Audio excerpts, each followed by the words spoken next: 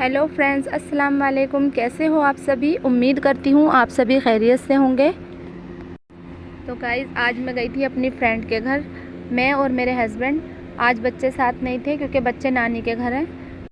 और वैसे भी मैं हर जगह बच्चों को साथ लेकर नहीं जाती हूँ क्योंकि अच्छा नहीं लगता किसी के घर इतने सारे जने जाकर बैठ जाओ, और बच्चों को भी आदत हो जाती है।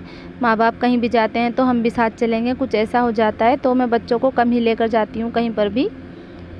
बस किसी एक बच्चे को साथ ले जाती हूँ। आज भी मेरा एक बेटा मेरे साथ है और बच्चे नानी के घर पर हैं। बच्चों का क्या है, बच्चों को तो जैसी आदत डालते हैं ना तो बच्चे ऐसे ही हो जाते हैं। मेरे बच्चे ज़्यादा ज़िद भी नहीं करते हैं मेरे या अपने पापा के साथ जाने की, क्योंकि उनको शुरू से ही ऐसी आदत है। आज काफ़ी दिनों बाद ऐसा हुआ है कि मैं और मेरे हस्बैंड हम इस तरह से बाहर कहीं गए हैं किसी के घर या घूमने। नहीं तो मुझे अपनी सिलाई से टाइम नहीं मिलता है और वो अपने काम में लगे रहते हैं। और अगर कभी कहीं जाना भी होता है तो बच्चे साथ में होते हैं। जैसे हम अम्मी के घर ही जाती हूँ ज़्यादातर।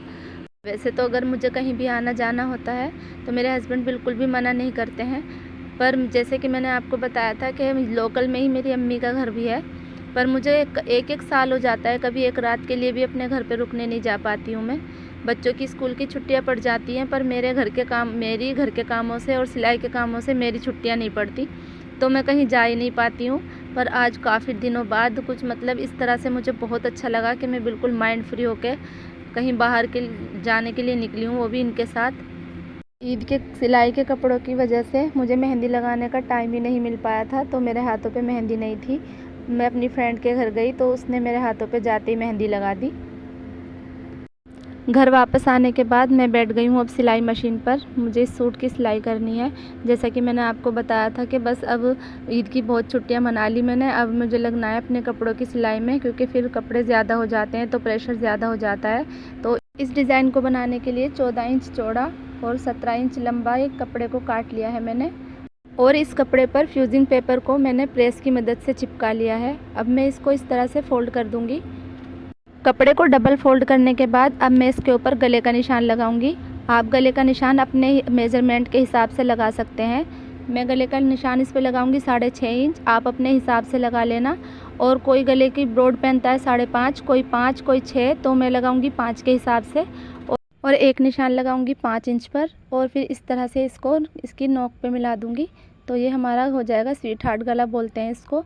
और जो ये हमारे कोने वाला निशान था मैं इसको मिटा दूंगी, और फिर एक निशान लगाऊंगी 3.5 इंच पर, और एक तिरछा निशान यहाँ पर लगा दूंगी इस तरह से, और इस निशान पर से कपड़े को काट दूंगी।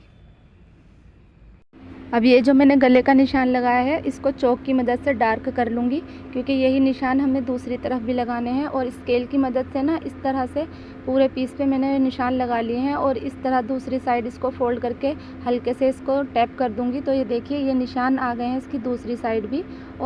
और चौक की मदद से जो ये फीके फीके निशान हो रहे हैं इनको मैंने डार्क कर लिया है। और अब इन्हीं निशान पर गोटा पट्टी को इस तरह से लगाऊंगी।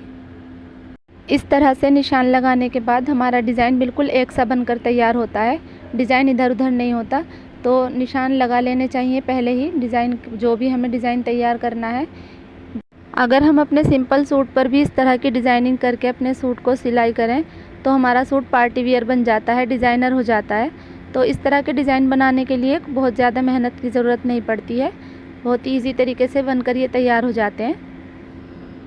और अगर मैं अपनी बात करूँ ना तो मुझे तो इस तरह के डिज़ाइन बनाना बहुत ही ज़्यादा पसंद है, और कपड़ों में इस तरह के डिज़ाइन बनाने के एक्स्ट्रा पैसे भी मिलते हैं। तो मुझे तो ये बहुत अच्छा लगता है बनाना इस तरह के कपड़ों पर डिज़ाइन। मुझे हर कोई डिज़ाइन नहीं बताता है कि हमारे कपड़ों पर कुछ इस तरह की डिज़ाइनिंग करनी है। मैं खुद से डिज़ाइनिंग करती हूँ जो कि सबको बहुत ज़्यादा पसंद आती है। तो देखिए ये पूरे पीस पर गोटा पट्टी तो लग चुकी है। जो हमारी ट्रायंगल वाली लेस है ना इस डिज़ाइन वाले पीस की किनारी वाली साइड लगाएंगे। जो ट्रायंगल हमारे इस लेस के हैं उनको अंदर की साइड लेना है, बाहर की रुख नहीं लेना।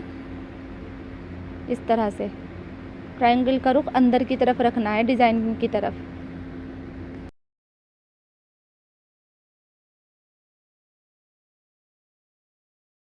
डिज़ाइन वाले पीस के ऊपर लेस लगाने के बाद कपड़े को इस तरह से डबल फोल्ड करूँगी और सेंटर में कट लगा दूँगी। अब इस डिज़ाइन वाले पीस को कुर्ती के ऊपर रखकर सिलाई लगा दूँगी। पहले कुर्ती में भी एक सेंटर में कट लगा लेंगे ताकि हमें डिज़ाइन बनाने में आसानी हो।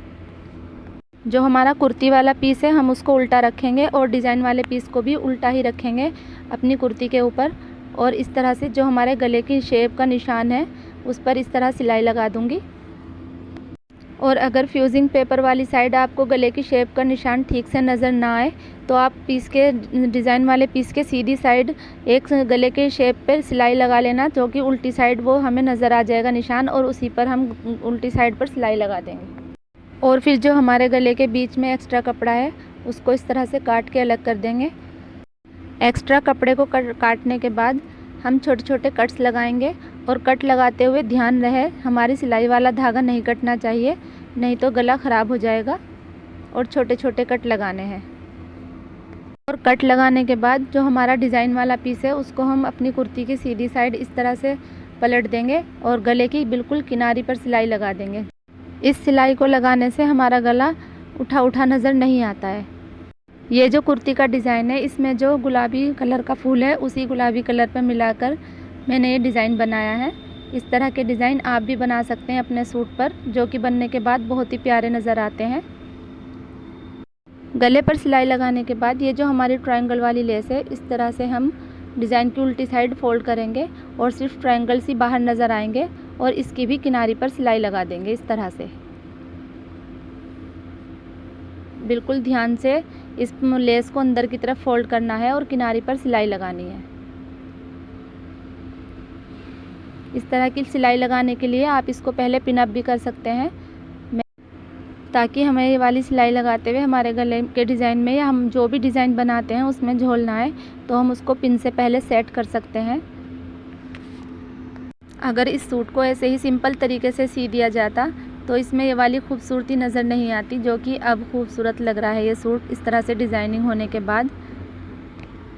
आप भी अपने प्रिंटेड सूट पर इस तरह की कोई भी मैचिंग का डिज़ाइन बना सकते हैं, जो कि बनने के बाद बहुत ही सुंदर नज़र आता है और हमारा सूट भी पार्टी वियर हो जाता है। एक ही वीडियो में सूट की कटिंग और स्टिचिंग और डिज़ाइनिंग सब कुछ नहीं दिखा सकती, क्योंकि वीडियो बहुत ज़्यादा लंबी हो जाएगी।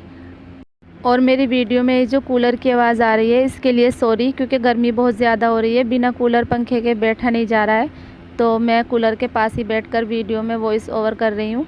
जैसा कि मैंने आपको बताया था कि मैं ऊपर छत पर आकर वीडियो में बोलती हूँ, क्योंकि नीचे मेरी सास रहती हैं, तो उसके लिए सॉरी। तो देखिए फाइनल बनने के बाद ये डिज़ाइन कुछ इस तरह से नज़र आ रहा है। अगर आप चाहें तो इस गले के बीच वाले डिज़ाइन पर बटन भी लगा सकते हैं। अगर आपको मेरी ये वीडियो थोड़ी सी भी पसंद आई हो तो इसको लाइक करें, शेयर करें और सब्सक्राइब करें। अल्लाह हाफिज़।